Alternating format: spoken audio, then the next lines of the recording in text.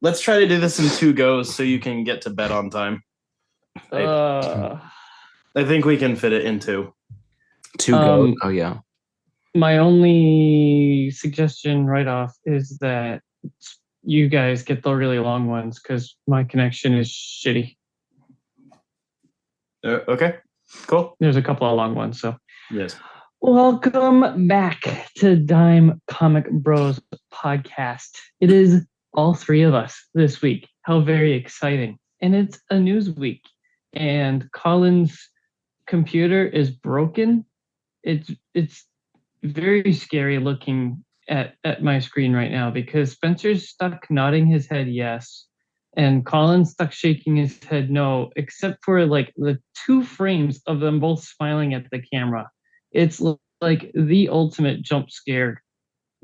I've seen this in so many like possession horror movies. I'm scared for my life right now. Good, you should be. So jumping right in to get this ball. Is it stuck for you guys? Like, am I stuck picking my nose or something? No, you're fine. We're just we look stuck on our side. It's actually just the camera on the laptop. It has nothing to do with any connections. So weird. Very weird. Hold on, let me try something. Oh God. Yeah, hit it. Yeah, no, that didn't work. Okay, jumping right into it. From MSN.com, James Gunn is officially making Superman Legacy his next directorial vehicle.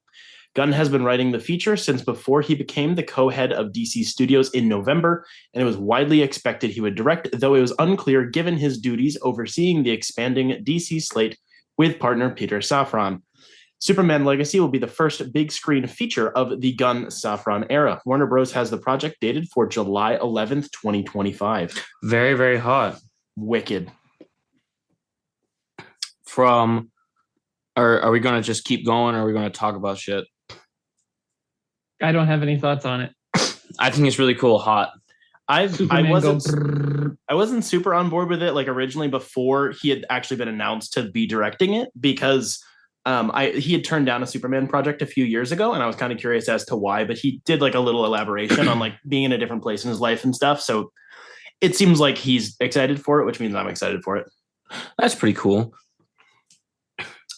From comicbook.com, it looks like Marvel Studios may have its next special presentation set. Blah, blah, blah. Months after Werewolf by Night debuted on Disney Plus, it's now said a special starring Sacha Baron Cohen's Mephisto is actively filming. The latest comes from Above the Lines Jeff Snyder, who said on his latest episode of The Hot Mic, the special is now filming on the set of another MCU project in the midst of a principal photography.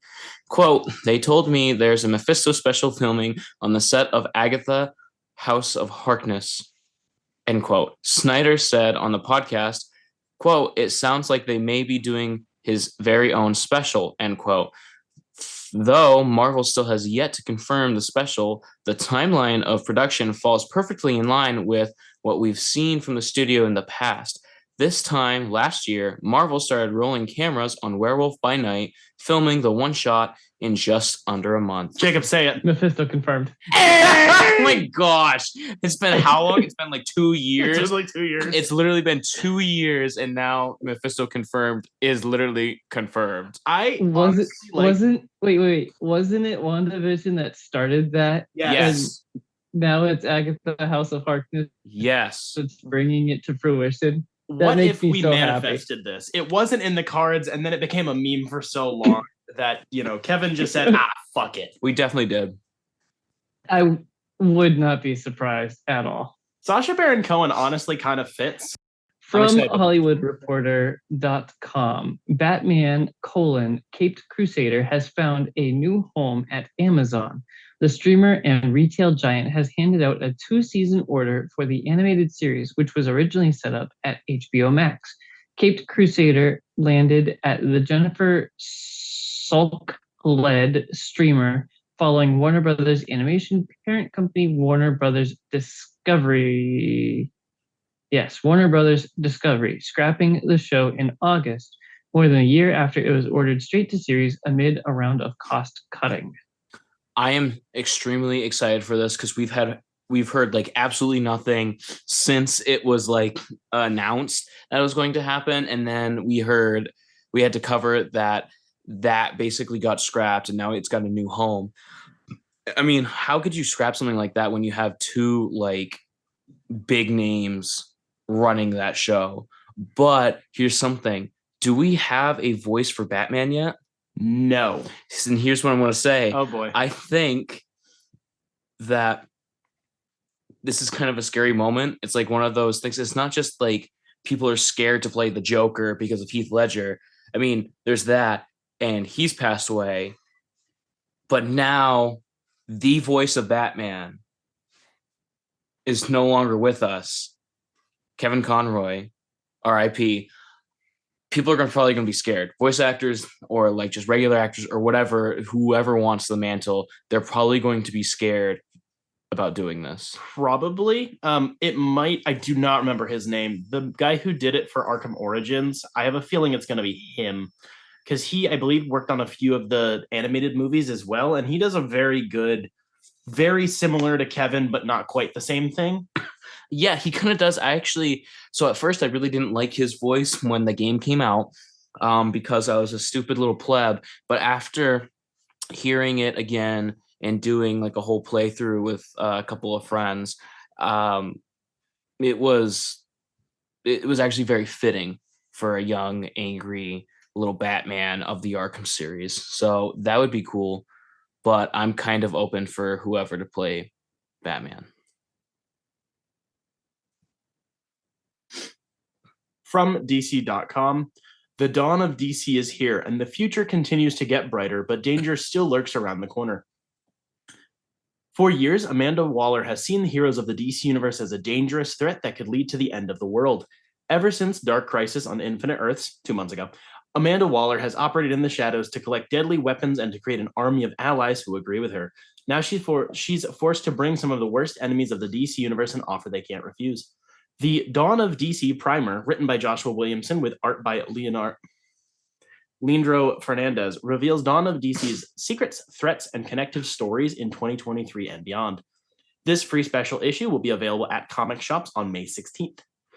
The Flash is racing towards its milestone 800th issue on June 6th, and DC is bringing together some of the biggest names to ever write the speedster. Legendary Flash scribes Mark Waid, Jeff Johns, Joshua Williamson join Jeremy Adams, each contributing a story in this oversized issue with art by current series artist Fernando Pasarin with Eau Claire Albert, Todd Knock, Carmine I remember we had a whole meme about how to say this name like years ago, and I can never remember how to pronounce it. I'm sorry. Wow, that sounds like a first for Spencer. He doesn't know how to say other people's names. What a white boy. At least I can read a full sentence with the correct enunciation. That's incorrect. I know how to do that. No, you don't. Yes, I do. You literally don't. Sorry, my brain doesn't work as fast. Keep going. Don't waste Jacob's time. Returning the Flash artist Scott Collins and Mike Deodato Jr. The Flash joins Dawn of DC in September, launching with The Flash #1, the award-winning new creative team of Simon Spurrier and Mike Deodato Jr. will chronicle the adventures of the fastest man alive. Wally West has never been quicker, more fulfilled, and more heroic. His loving family is around him, and yet something is off, very off. His evolving understanding of his powers has opened Wally to new avenues of sci-fi adventure and attuned his senses to strange new ideas. Something whispers from the dark vibrations beyond the Speed Force, and as Wally experiments with creative new approaches to his powers, he encounters new realms, mysterious allies, and mind-shattering terrors. Starting with a prelude in the soon-to-be legendary The Flash 800, the chronicles of the fast. Wow. Huh. What's that? I'm going to call you a slur. The fastest man alive take an action-packed turn towards cosmic horror. The Princess of Themyscira is reaching her 800th issue on June 20th, and the epic storyline from Becky Cloonan and Michael W. Conrad, Whatever Happened to the Warrior of Truth, is coming to a conclusion. Diana's visions become more vivid as she finds herself trapped in the dreams of those around her. As she struggles to escape, her life as Wonder Woman hangs in the balance. When the dust settles, will she still be the Amazon's greatest champion? Wonder Woman 800 is written by Becky Cloonan, Michael W. Conrad, and Tom King, with artwork by Jaleel Jones, Joelle Jones, Jen Bartel, Daniel Semperi, and others. In September, Wonder Woman #1 will feature the new creative team of Eisner Award-winning writer Tom King and artist Daniel Semper. After a mysterious Amazonian is accused of mass murder, the U.S. Congress passes the Amazon Safety Act, barring all Amazons from American soil. To carry out its new law, the government sets up the Amazon Extradition Entity Task Force to remove those who don't comply by any means necessary. In her search for the truth behind the killing, Wonder Woman now finds herself an outlaw in the world she once swore to protect. The action-packed Wonder Woman #1 will be available at local comic book shops in July, and Wonder Woman 800 features a prelude to this story. Michael Dorn, legendary actor and the voice of Steel in the classic Superman the Animated Series, will be writing the not-to-be-missed Steelworks, with art by Sami Barsi. The metropolis of the future is here today, but can it survive a terrorist who's out for revenge against its builder, John Henry Irons, aka Steel, and his company, Steelworks, and who possesses secrets that can undo everything John has worked so hard to build? While John's professional life is firing on all cylinders, his professional life is even better, as his on-again, off-again relationship with Lana Lang might be back on permanently. Now he must decide whether it's time to give up being Steel once and for all. But just... Shut up! You piece of shit. But does John even know who he would be without his superhero identity? How does the other Steel, John's niece Natasha Irons, feel about his momentous decision? And does any of that matter if Steelwork crumbles around him when he lacks the superpowers to fight back? A brand new adventure with sky-high action, adventure, and intrigue begins in Hawk Girl by Jazda Axelrod and Amansi Nuhalpan. Shut up. I'm trying. No. I love it. Hold on. My legs asleep. Holy shit. Oh, I can't feel it. You were sitting on that wrong. Shut up. Go long way so you don't hurt your fucking ankles while you're crisscrossing applesauce. Kendra Saunders, the winged warrior better known as Hawkgirl, has been one of the DC Universe's greatest heroes for a long time, serving as a member of both the Justice League and the Justice Society. But with the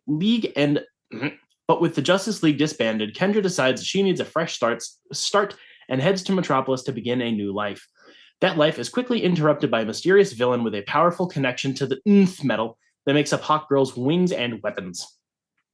Hawkgirl will also feature a series of variant covers that recount Kendra's DC history. Hawkgirl #1 will be available on July 18th at local comic book shops. Woo! All that's pretty cool, but that's so much information that I really just don't give a shit. Wonder Woman book, Flash book, Steel book, Hawkgirl book, new teams. Hot Girl. Yes, Hawkgirl. Cool. Not Batman DC characters. That's cool. Getting shit. And still Wally being the main phase of the DC book. I don't know who Steel is. Steel is the guy who he's like all steel looking armor. He has a red cape and he has a giant hammer and he has a Superman S on his chest. He was like at one point, if I remember correctly, protecting a part of Metropolis that either Superman wasn't paying attention to out of not on purposeness or because writers writing.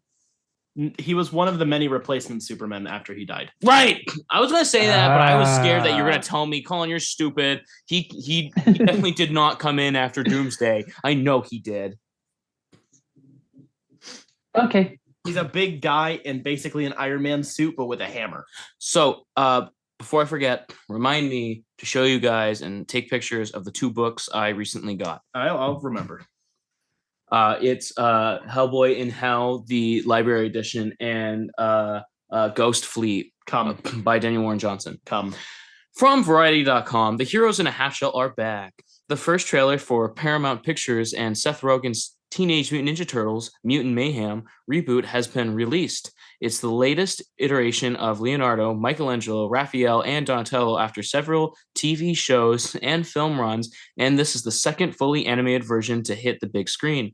This version of TMNT has a distinctly colorful comic book animation style reminiscent of 2018's Spider-Man Into the Spider-Verse. Revealed on Saturday, the voice cast includes Micah Abbey, Shimon Brown Jr.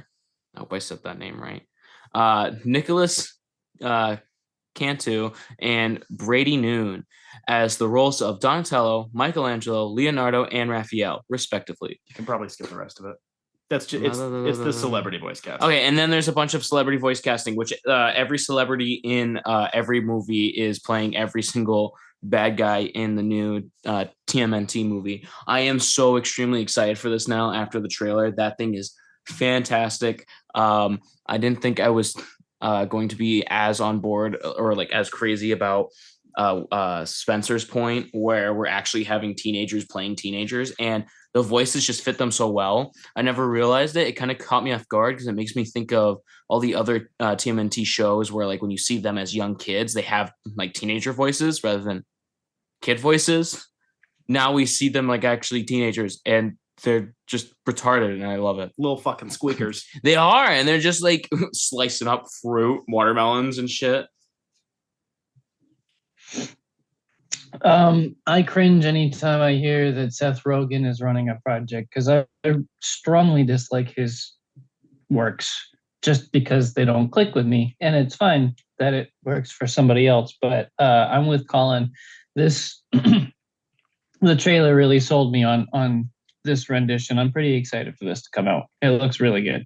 Just a little note on the aesthetic. Obviously, blah, blah, blah, Spider-Verse, blah, blah, blah. Blah, blah, blah. But the thing that I'm really enjoying about the way that the world looks is like Spider-Verse was really comic booky. Yes. There was a lot of clean lines. It was extremely vibrant. Whereas this world kind of looks like the TMNT comics where it's like it's a big muddy shithole and they're just really colorful characters. It's a similar approach to animation, but it's not the same style whatsoever. This gives me kind of claymation vibes or like I guess just simply like claymation vibes, which I love claymations and I love shit that's like that, but it also gives me kind of 2012's Nickelodeon's TMNT show a bit because that's probably the point where we got the most personality out of the Mutant Ninja Turtles, like individually. So I'm very excited. And also Donnie with glasses. Yes.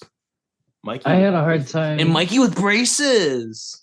I had a hard time judging if it was shitty hotel Wi-Fi giving me like a 144p YouTube video or if it was the animation style or whatever. But it kind of didn't matter. It just looked good. So I'm excited. It was your Wi-Fi, but yes, I agree with you. From comicbook.com, and this is a rough edit. I'm going to try to make it work. As part of DC's June 2023 solicitations, it was revealed that the upcoming 19th issue of Batgirls and the upcoming 10th issue of Tim Drake Robin will be their respective finales. Batgirls, which follows the ongoing adventures of Stephanie Brown /Spoiler and Cassandra Cain /Orphan, being mentored by Barbara Gordon, began in December of 2021. While Tim Drake Robin began in September of 2022.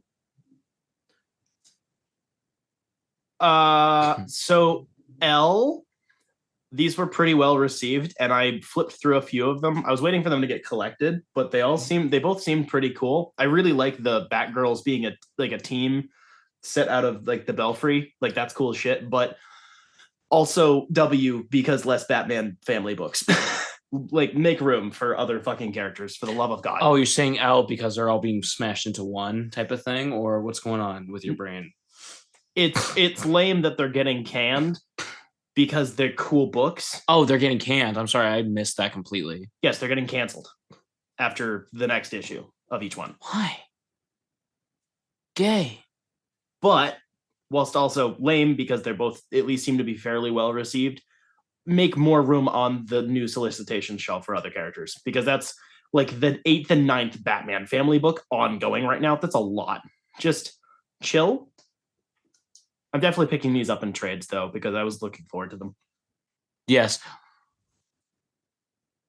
From comicbook.com, it looks like the fan favorite run of Daredevil by Chip Zdarsky and Marco Cicchetto is nearing its endpoint. The celebrated writer and winner of comicbook.com's 2022 Golden Issue Award for Best Writer and Artist launched a new volume of Daredevil back in February 2019, and the past 3 years have seen the Devil of Hell's Kitchen put through the ringer. Readers have seen Wilson Fisk's I almost said Filson Whisk. Filson Whisk. Rise and fall as mayor of New York City, an evolution in Daredevil and Elektra's relationship, the Devil's Reign event, and much more.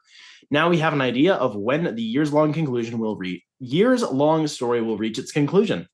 Chip Zdarsky shared an image of Daredevil's gray ash-ridden mask and the phrase, "This is what God has done," found at the top.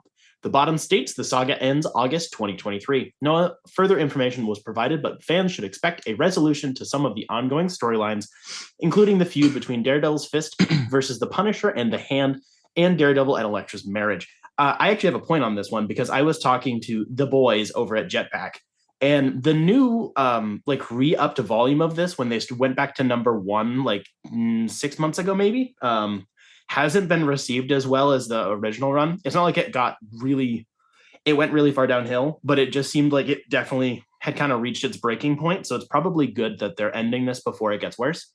3 years on a book with multiple events and crossovers is a very big deal.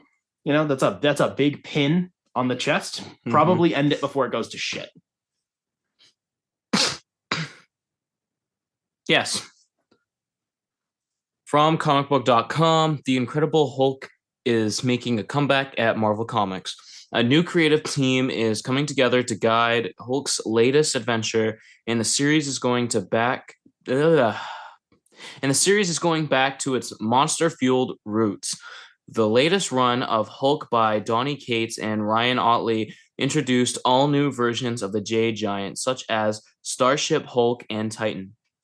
Incredible Hulk will see a return of horror themes last seen in Al Ewing and Joe Bennett's fan favorite Immortal Hulk. Writer Philip Kennedy Johnson from Alien, Marvel Zombies Resurrection, and Marvel Stormbreakers artist Nick Klein from Thor are teaming up for The Incredible Hulk, launching on June 17th.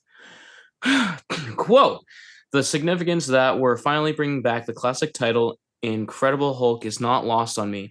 It's a tremendous honor, and Nick and I have the clearest possible vision for what we want to do with this story," end quote. Johnson explained, quote, "Nick Klein is a genius, and working with him is pushing me to write a story worthy of his very best," end quote.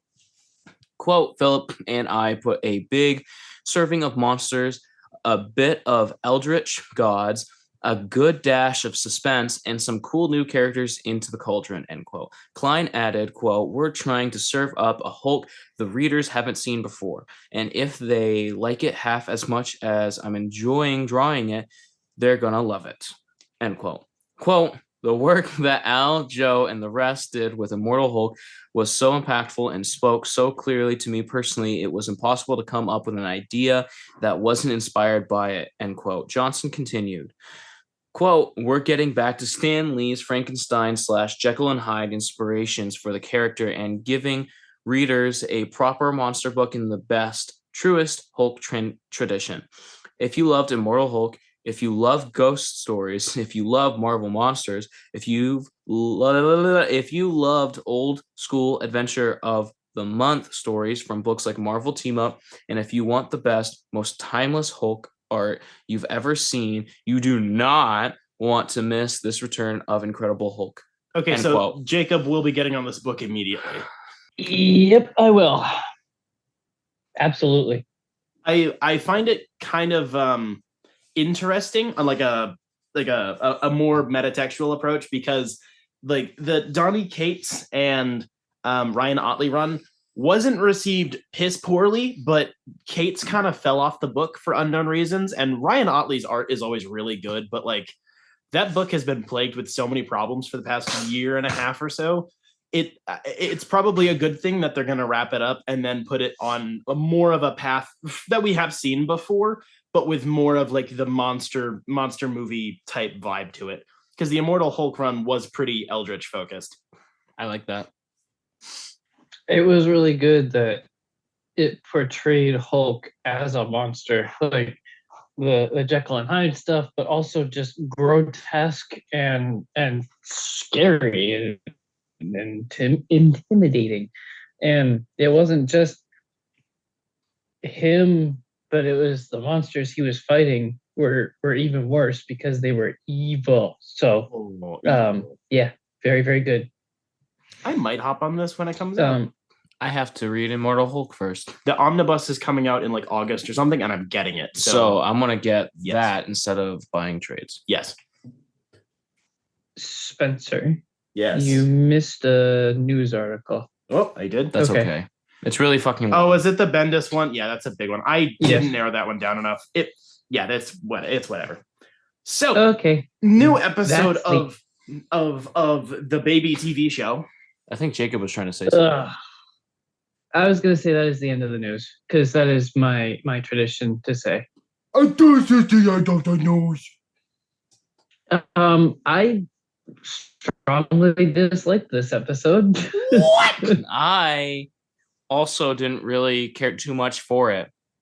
I bet Collin and I are gonna have the same point. It was very frustrating to get like 5 minutes of wrap up from the last episode and then a 40-minute adventure of Empire Doctor doing evil things and getting caught, and then we get 5 minutes of Mandalorian again. Like, I don't care about the Empire guy. I want Mandalorian in Mandalorian.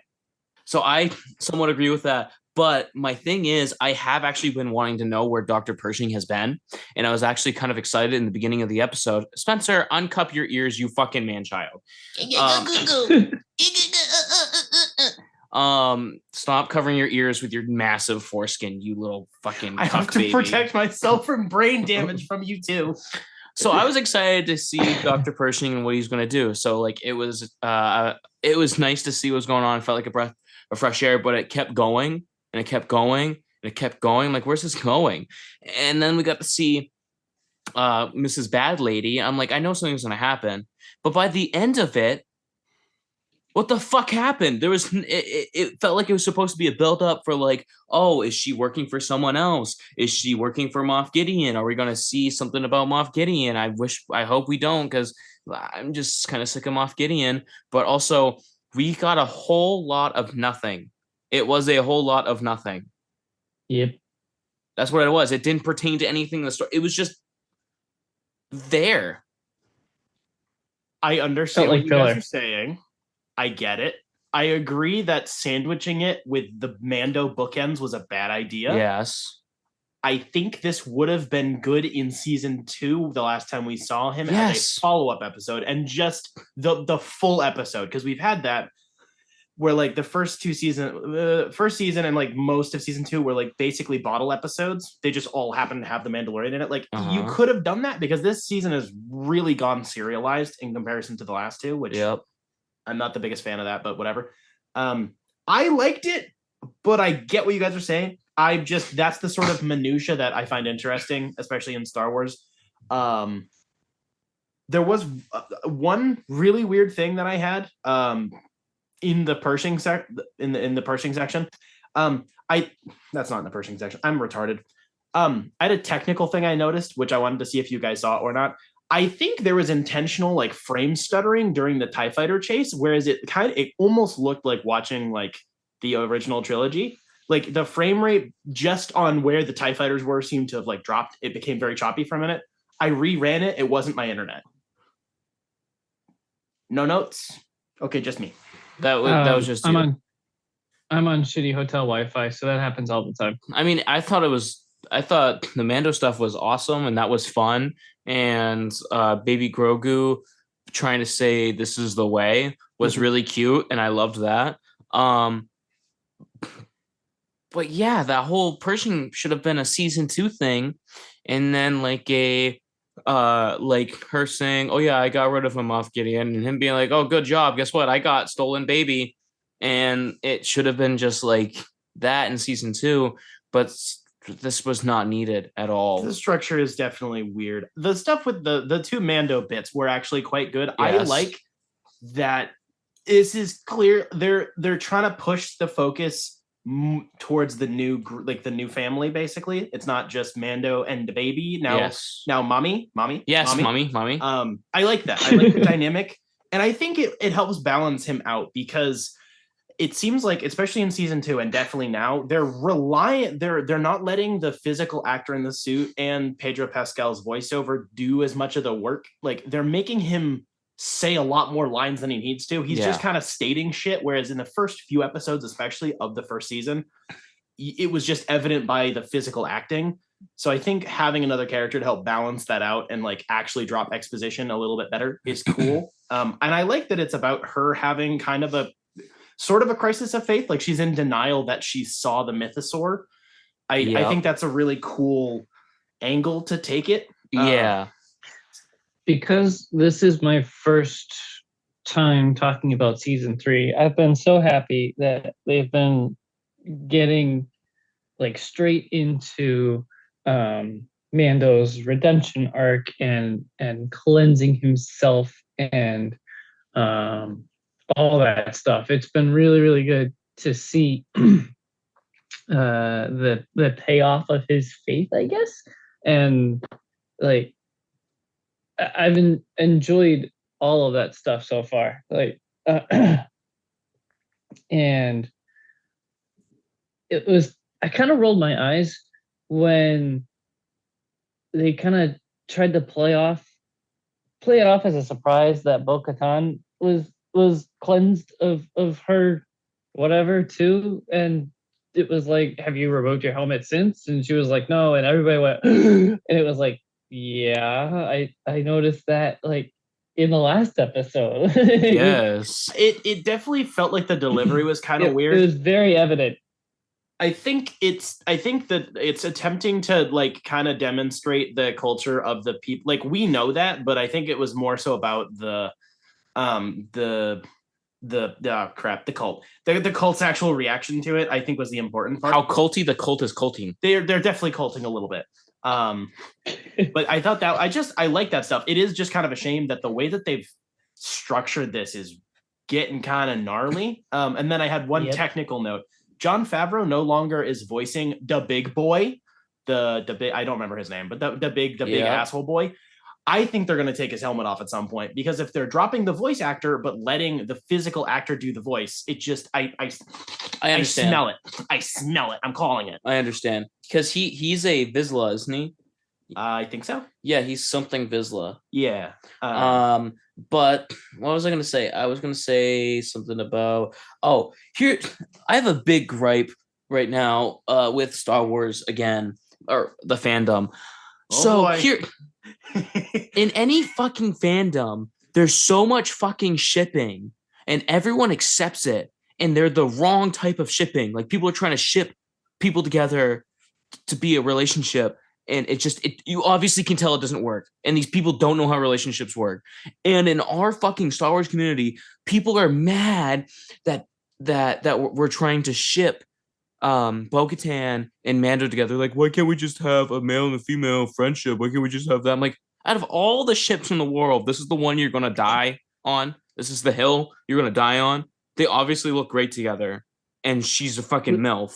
And he's daddy. So the three it's of literally us, MILF and daddy and baby. The three of us watching Mandalorian season 3, the three of us like together sound like the seagulls from Finding Nemo, like mommy. Yes. Mommy. Dude, I rewind so often with Bo-Katan in every episode, especially the one part, because I was like watching her real hard when she was talking about her dad and whatever. And then, what are you looking at? Yeah, and then she said, "What are you looking at?" I'm like, it literally like shook me for a second. I'm like, oh, okay, and I rewind that. Because I was like, oh, the baby was looking at her. I really felt like she was talking to me or the audience. I like the fact that you sound like a 14-year-old girl on Tumblr right now. It's very funny to me. You're getting angry at people for being in the same part of the community that you're doing, but with the different. It's very funny to me. No, it's just stupid. Out of all the ones that they don't want to ship, it's them. You want to ship Rey and Kylo, but not Bo-Katan and Mando? Are you shitting me? Are you shipping me? Are you shipping my asshole right now? No, but I did shit in your pants. Okay. I was wondering who did that. I think the thing that's just kind of getting on my nerves with this season is I think they've recovered from the Book of Boba Fett detour shit pretty quickly, which I appreciate. They just kind of moved on from all of that, like by the end of the first episode. Yeah. But the structure here is so fucked. Like season 2 was just Cameo City, but at least it was mostly still episodic. And now this is just serialized, but poorly. Like the episode cuts don't make sense. No. It's very, I don't know what the fuck they're doing with this. It's very annoying. Also,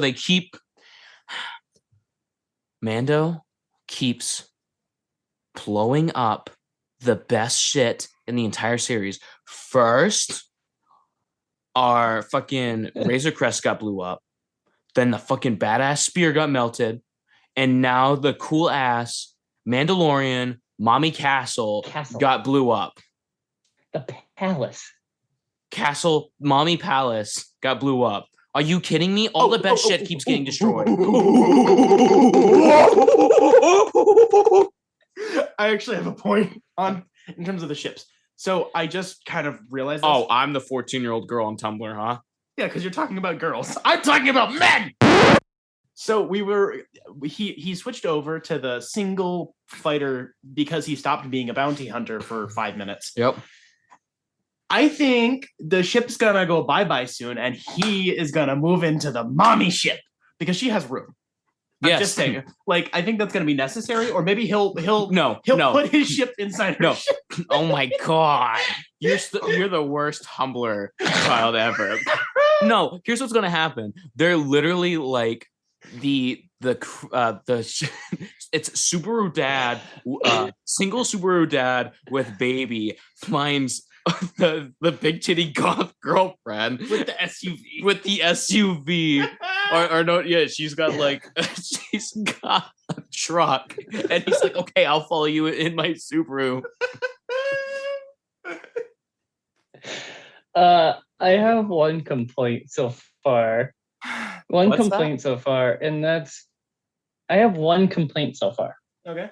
And that's every time Mando does something cool, especially like makes a sick headshot or whatever, we get the annoying whistle. Like it's just every single time he does something cool, we get that whistle, and it gets old. It's overused. Yeah, a little bit.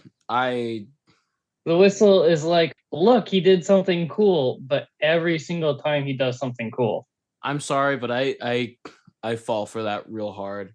That's like such a samurai Western thing that I just get so hard for it. Okay, we should cut it here. Please hold. Okay. I am so lucky that we paused there because I just took the nastiest shit of the month. Damn, that was quick. Very nice. He's always a quick shitter. I'm jealous. Yes. I'm a quick shitter, but he is the fat. His asshole is so loose. Loose. Just loose. He stretches it open like a cinch bag and just drops. No, it's the literal bag of holding. It's not even that my asshole is loose. I just wait until everything's ready to fall out. I sit, it falls out, I stand up. That's it. It's easy. Dude, bag of holding IRL. He's so funny. He doesn't even try, and he's just funny.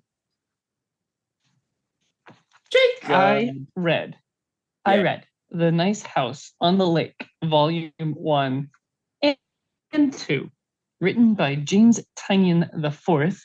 Hold on. Hold, please.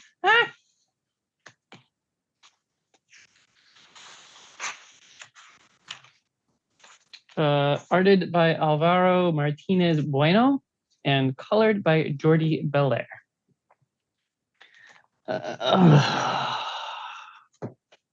I've been trying to figure out how I'm going to talk about these two books because I loved them very, very much. They immediately got 5 out of 5 stars on Goodreads. But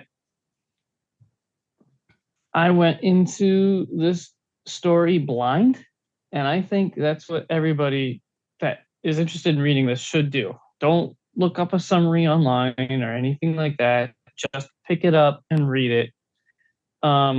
because like I texted Spencer in the middle of it, it's a mind fuck, and it knows it's a mind fuck, so it intentionally fucks with you even more. Hot. It's so good. Yes. It is designed to be a horror comic. There's a lot of sci-fi elements, and even after having read the whole story, I still can't tell what's reality or not. It's very weird. It gets into your head, and it's fantastic. This is why I love sci-fi stuff, because it's weird, and because of the weird stuff like this. One of my favorite TV shows is Fringe, where it's like the opening hook obviously is made to confuse you. For that's how most sci-fi shows roll, but that show especially like confuses the crap out of you. You're watching the theme song like, what is happening right now? And that's how it feels reading this book. The art is fantastic. It's amazing. I don't think I have any complaints except that it ends with basically a to be continued. So I was a little bummed by that. I was hoping it would be wrapped up, or I would have some answers, and I don't. And I have no idea of when we'll get more. I bought each book for $20, and I say well worth it. Hot. How many issues is it in total? 12. I guess my only real complaint is that they killed off the hot lady. Oh no! Yep, it's true. Even the covers are cool. They're scary. They're confusing. It's fantastic. Some of them got titties on them. Hot. Collin. There was only one frame of titties, actually. What? They got so many One horny frame. covers. That's crazy. Yep. Yes. Very nice.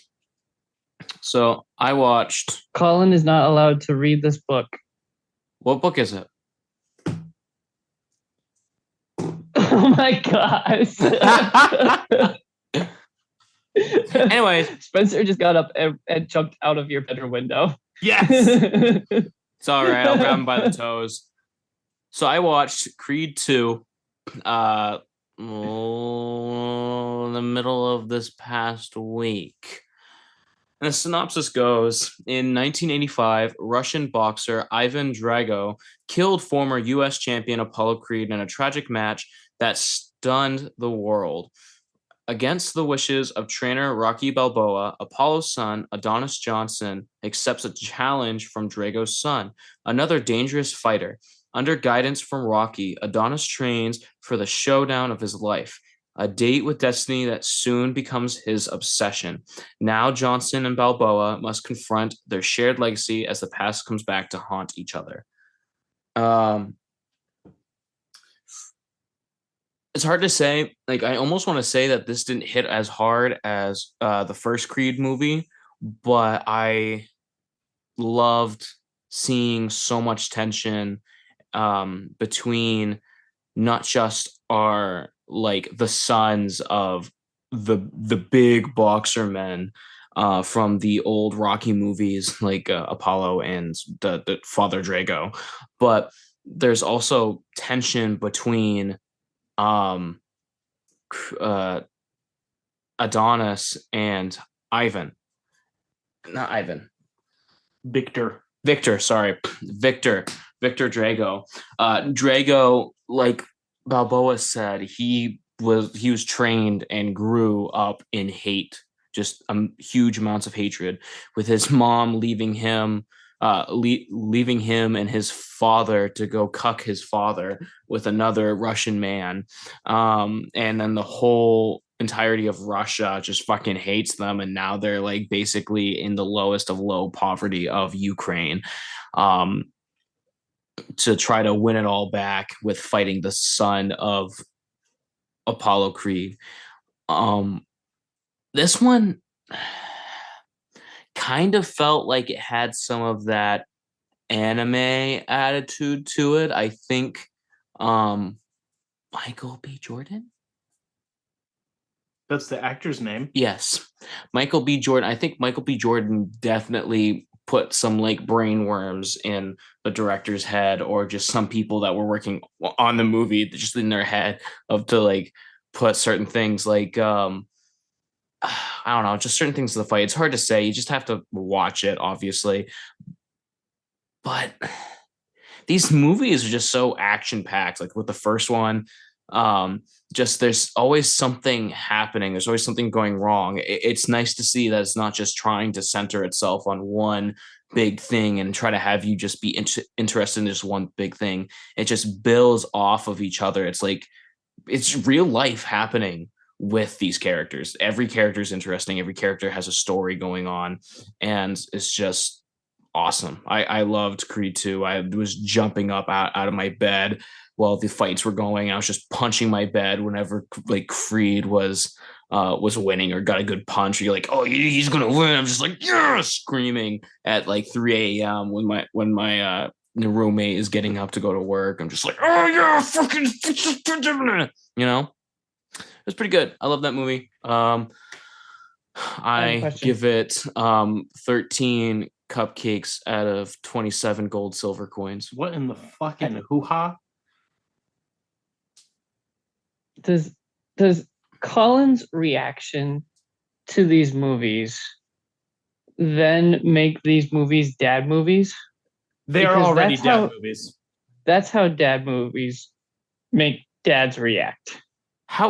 Wait, what does this have to do with my reaction making a movie a dad movie? You watching the TV, throwing punches with the fight. No, not with the. I'm not throwing the same punches. I'm just like, oh yeah, he's winning. I feel like a man. I want to go to war, and I just punch the bed. It's like that. Jacob, there's this thing called actually enjoying the movie you're watching. You should try it sometime. Yeah, that'll never happen. That's true. He has never enjoyed a single film. No, he just sits in the theater and just goes a rump. Jacob, you okay? Yeah, I'm enjoying my life. Jacob, legitimately, today there was a guy sitting next to us that sounded exactly like you. He's enjoying himself and he's still breathing like he's about to jump off a bridge. I usually harump 2 to 3 times during a movie I enjoy. It's so fucking weird. I'm sitting in the theater and it's like, what are you doing? Strange boy. Spencer, what have you done? Oh boy. Okay, so I did not read, I watched. Oh, you fucking lying slut. Yeah. I watched Catwoman Hunted, which is a DC animated movie that came out last year in 2022. It is an anime inspired / 50% anime movie in its own continuity that involves Catwoman going on a heist to get a shiny thing. It involves multiple cameos from a bunch of DC characters, and she teams up with some femoids from DC, and that's about it. This was really bad. I'm very disappointed. It wasn't the worst, DC movie I've seen. Like Injustice and The Killing Joke are the worst, but this was just so boring. Like it's not even 90 minutes long. And I remember being kind of excited about this when it was announced as like let the movie be its own thing, do its own style, just use the characters. And it's so uninspired. Like, half the villains, like Black Mask, just comes across like a generic anime villain, and I hate it. Like, there's no charisma in this movie. It comes across as incredibly dispassionate from pretty much everybody involved. The animation is fine. I don't like it, but that's just a taste thing. It looks okay. The colors are pretty solid. The coloring is nice. It does have a certain tone to it, which I like. The comedy doesn't really land for me, and the music choices were egregiously like overplayed. It was the needle drops in combination with the musical score was like just the definition of exactly what you'd think would happen in this moment, and I almost considered turning it off. It was just bland. despite it being its own unique animation style with a new voice cast with a very different plot than usual. It just I don't know how this thing flopped so hard because it flopped into my plate. Bleh. Enemy is on HBO Max now. Yeah. Gross. Yakobovich.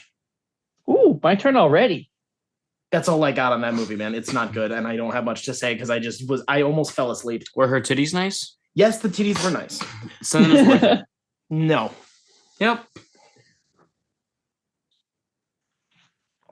I read Black Panther, The Illustrated History of a King, written by, hold please,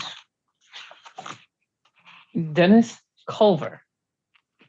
So this is your typical coffee table book, and I know Spencer overuses that adjective, but it really is just a summary of the history of the Black Panther, and it's in a really wide and tall book format, and it blows up the cover art or some of the artwork found inside the comics that the page is briefly describing, and it just gives a rundown of the history of the comics. I'm happy to report that Black Panther is not a political character at all. There's nothing funny going on behind that story. He's so funny. I know. Yeah. Marvel.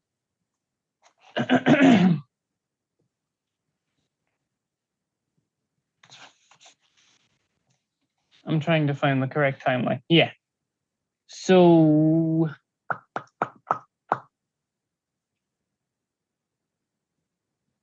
segregation had only ended 2 years prior to the Black Panther's debut in 1966, but it was only 1 year earlier that Black Americans were given the right to vote with the Voting Rights Act of 1965. And it goes through the history of what was happening in the world, in the US, at the time that Marvel wrote Black Panther. And it was a really big deal to have a Black character, a Black hero represented in comics. So that was like a pivotal, pinnacle moment. I don't know. It was a really, really, really big deal. And it kind of went from there. Panther was kind of thrown on the Avengers and played a background character for quite a while. He got a couple of his own comic lines, but it was like Jungle Action or something was the name of the comic line.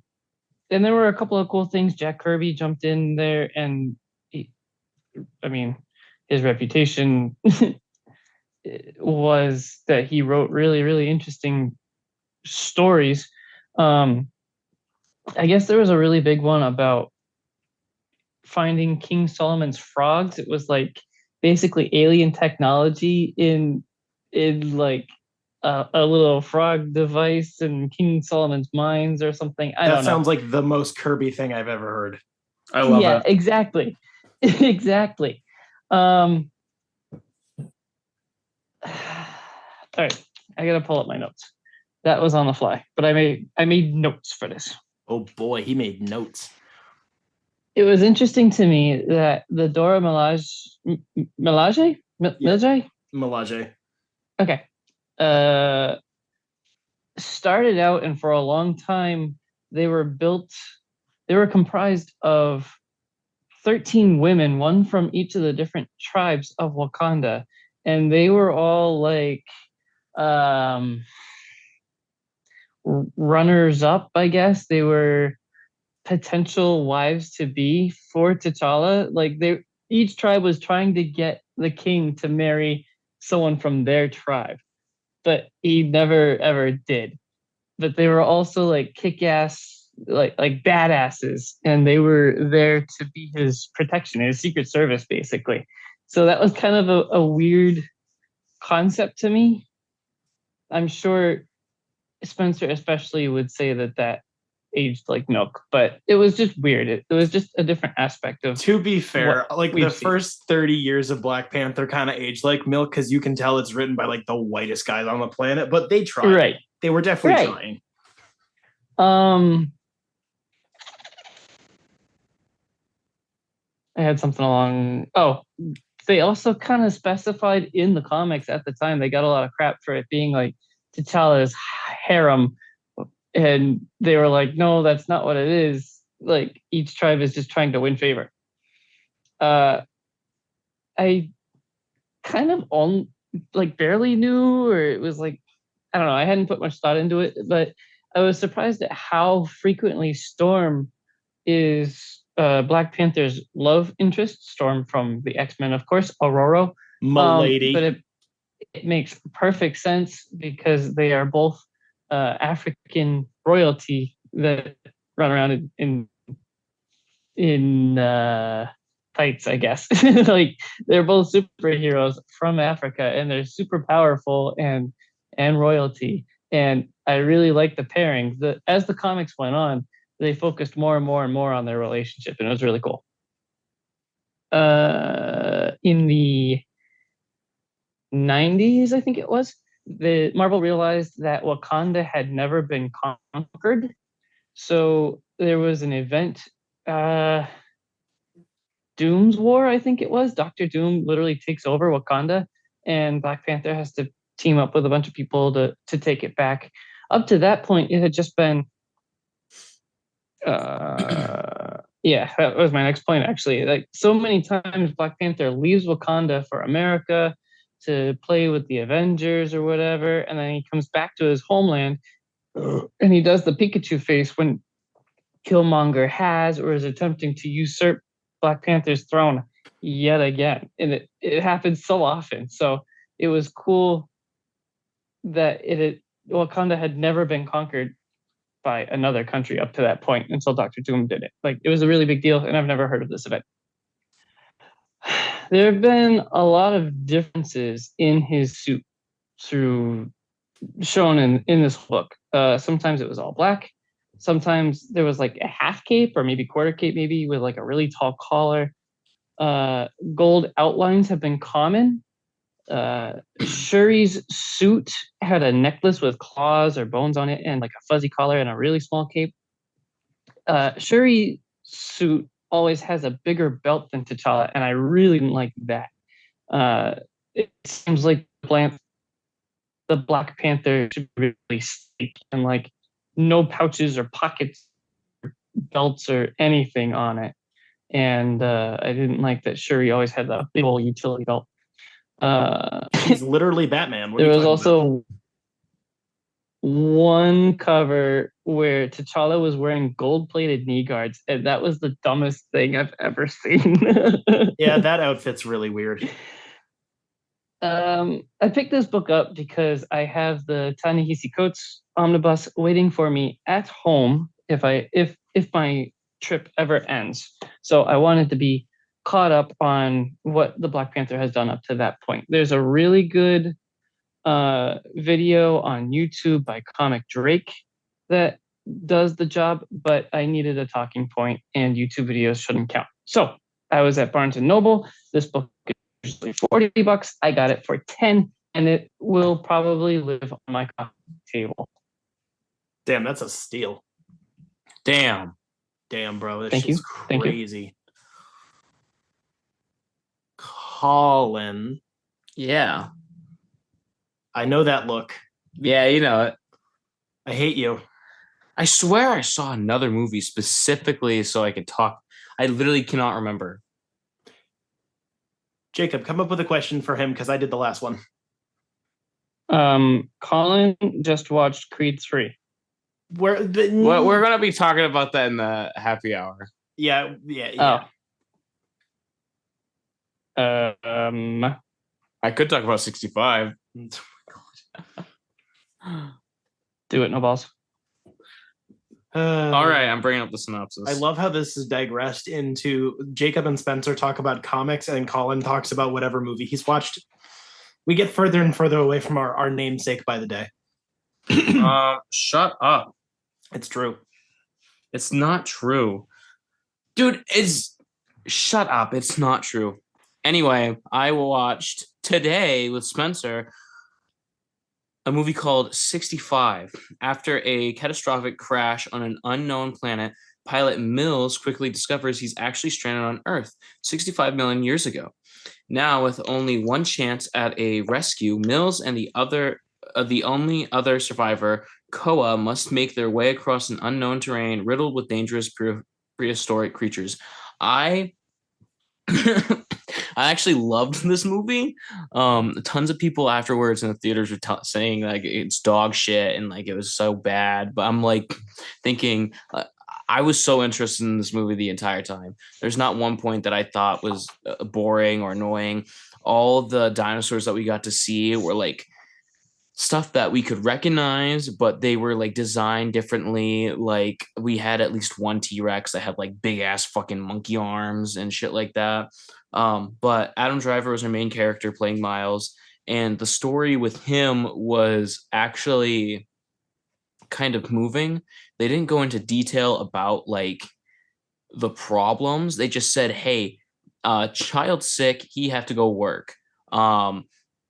And I don't know. I just like the simplicity of the entirety of the movie. And it wasn't long either. It was just them trying to figure a way to get off of Earth, and also the mixing of what a lot of our history books have speculated happened way back then, and how that is like mixed into this story.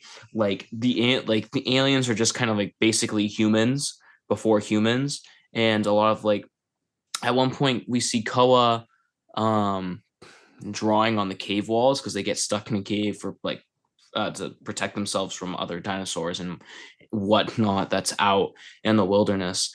And that was kind of cool and how they did that, because we always see cave drawings of whatever and they're like, oh yeah, it was caveman, or it was like prehistoric like monkeys that were smart or whatever, stupid shit or whatever you believe. It was just cool to see just a little bit of that. It didn't like dwell on it. It's just like, oh hey, I know about that in history books. Or like how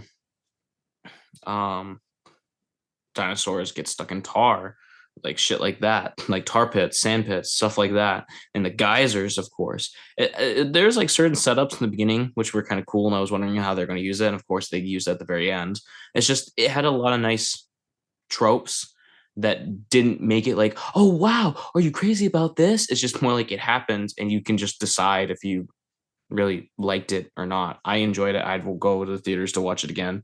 Short movie. It was worth it. I got no complaints whatsoever. I mean, some of the CGI, of course, on the dinosaurs are kind of, you could say they're kind of but I mean, like, not really.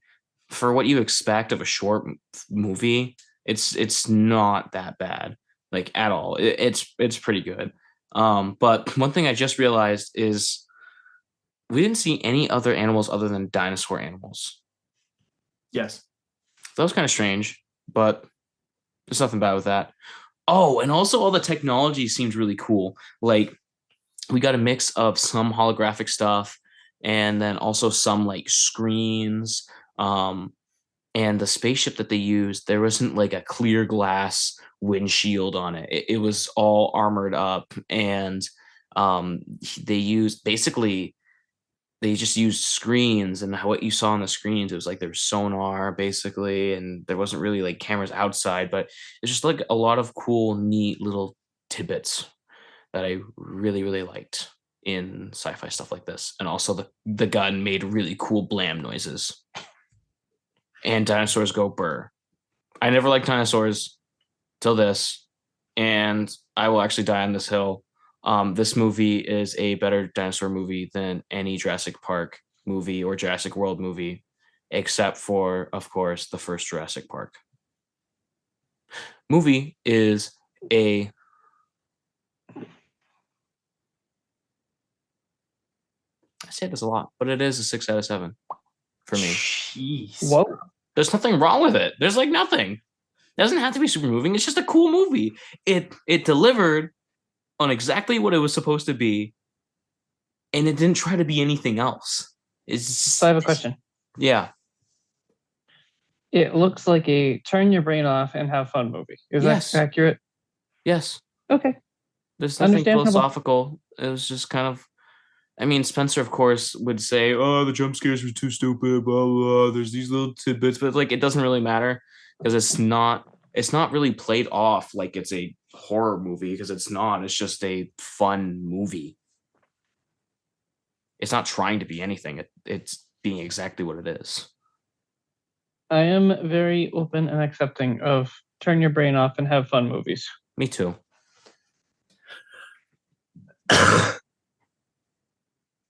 Spencer, wrap us up. He also watched 65 with me today.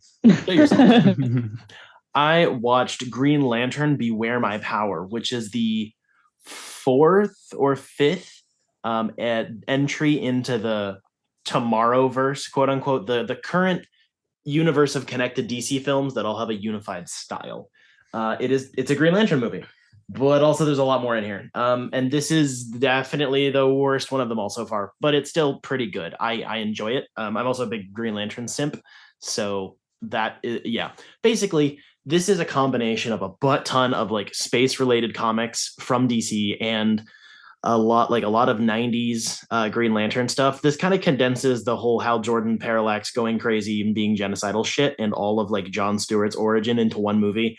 And this is like the most exposition heavy thing I've seen in my life. It's nuts. There's a lot of characters in this, and I like all of them. I like the voices, and I think the designs are great. It just, there's so much here. This could have been like 3 movies. And I think that's definitely to its detriment. John Stewart is fine. He has a pretty straightforward characterization. It's John Stewart. He's a, ex-vet. He's cool and, pretty stern and whatnot. He's the everyman for now. Hal Jordan is, the goated Green Lantern who's gone missing and is actually evil now. That arc gets kind of rushed through, but to be honest, everyone seemed to dislike that like arc in the 90s.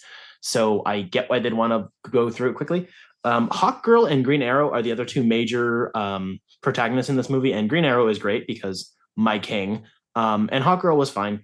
It's just about like the I don't remember the race, but Adam Strange, Adam Strange, the space boy, his race of people versus the Thanagarians. It's a whole intergalactic war movie. It's fine in that sense. It was okay. It just didn't grab me because there's so much to keep track of, and it's like 90 minutes. The animation is great. I love this art style so much. It's clean and simple, but it's very vibrant, and it's not afraid to be expressive. It's not cheap. They don't cheap out on frames or frame rate or like they have like the right amount of smear frames. It's really good. The action's solid. The quips are good. It's just fine. I am a big Green Lantern fan, but I'm not like a purist in that sense. So like I'm fine with this being a very different version of the other stuff, but I get why some like John Stewart fans were kind of upset because he's characterized a little differently, but whatever. It's all right. It's really weird. This universe is pushing itself so quickly to like the precipice of like all the stuff immediately. The first few movies were fairly small, and then like this one, and then apparently the next couple ones are just huge. It's very weird. I don't know if I dislike that attitude or not, but it was solid. I watched it on HBO Max, so it was free for me because I already paid for it. Just definitely the weakest of the Tomorrowverse movies. I gave it like a 6 or 7 out of 10. It was enjoyable to watch, but I probably won't go back unless I'm really bored. Green Lantern go. Also, Green Arrow in space is just great. I want to say a very special thank you to Jetpack Comics and Games in downtown Rochester, New Hampshire. You are the reason I want to come home from this very long trip. I hear like, I don't know what style of music you call it, like grungy comic book punk rock every once in a while when I'm out and about, and I'm like, I miss my Jetpack Comics. It makes me homesick. Damn, bro. He doesn't want to come back to see us. That's fine. I thought I had lost you. You guys froze. Freeze.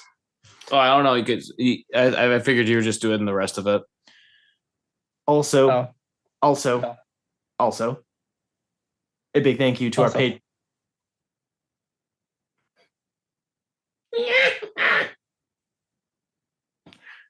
Also, a big thank you to our patrons over at patreon.com/dimecomicbros network. We have a few different tiers with different rewards. You can get stickers, get your name dropped every episode, early access to podcasts, exclusive access to podcast segments, as well as clips and other assorted goodies, artwork done by Collin, commissions, etc., etc. Plenty of fun stuff. Thank you to Caitlin and Jeff Lawrence, our two patrons right now. Go check it out. Give us money because we like money and we like being able to buy all these stupid books. They're expensive. Yes, and go check out our Twitter and Instagram and YouTube community tab for updates, previews, etc. Tune in next week for stuff. Ooh, it's I think wait. I don't remember what next week is. We'll find out. Bye.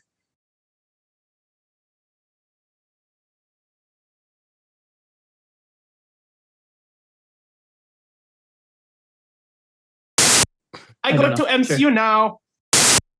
I don't know if you want me to keep this one in, but I turned the page and I was like, wow, that's a really nice looking into and genre Junior's artwork, and I didn't recognize it. It looked really good. And he's quoted saying that it's his peak at comic art. No. As the run went on, I could tell more and more. I mean, but that initial cut was like, holy crap, that's really good. I'm surprised JRJR. Okay, so now I get your point. That was so busted up. That was... Your Wi-Fi is dog shit.